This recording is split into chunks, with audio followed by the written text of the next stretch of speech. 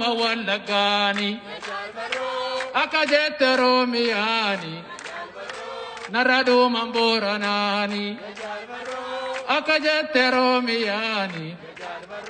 naradu mangujidani hiradu hidanong kaweda ya jalmaro dirmadoro ya harmeda akajette romiyani naradu mambaratani akajette romiyani naradu mandaltalani akajette romiyani naradu mebarsisani akajette romiyani narahirang hayyudani hiradu hidanong kaweda ya jalmaro dirmadoram ya harmeda akajette romiyani naradu manharargeni akajette romiyani naradu manarsidani akajette romiyani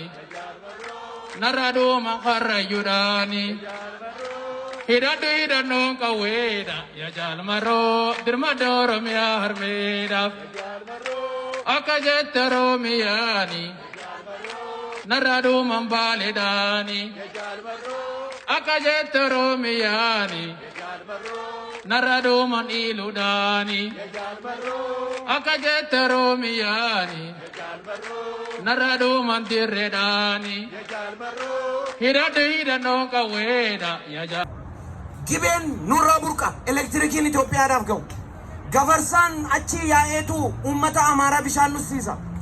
ግዲኑማኒ ኑቲ ሲንገርጋራ ኑ ኢብሳስኒ ቦሜስና ጀኔ ዱካ ጎቶታሙ ቀምናኑ ሂምበርባኑ ቶኮ ሂናብደን ታናን አንቀጽ 39 የሚከበርበት ቅርብ ጊዜ ነው። ከዚህ በኋላ የሚሞት ኦሮሞ የለም።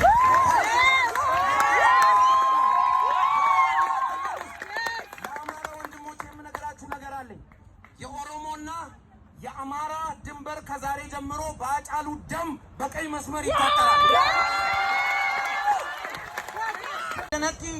አካ ሀለጋን ገርገር ነው ይሬ ባሌ ኦሮሞ እንጅራ ቦረኔ ኦሮሞ እንጅራ ጉጂ እንጅራ ወለጋ እንጅራ ኢሳሳን ገርገር ነው ይረንሰን ኢሳ ቄሲን ኦሮሞ ጅራ ሼኪን ኦሮሞ ጅራ kan tokko nu taasisu garuu boorana baarentuudha nuti maqaa oromoo jedhu jalatti tokko wara nuti oromoodha.